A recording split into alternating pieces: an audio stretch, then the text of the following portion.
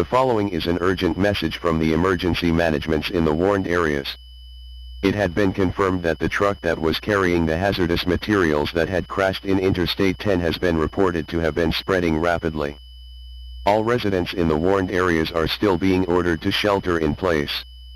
Lock all doors and windows and turn off all heating and ventilation units.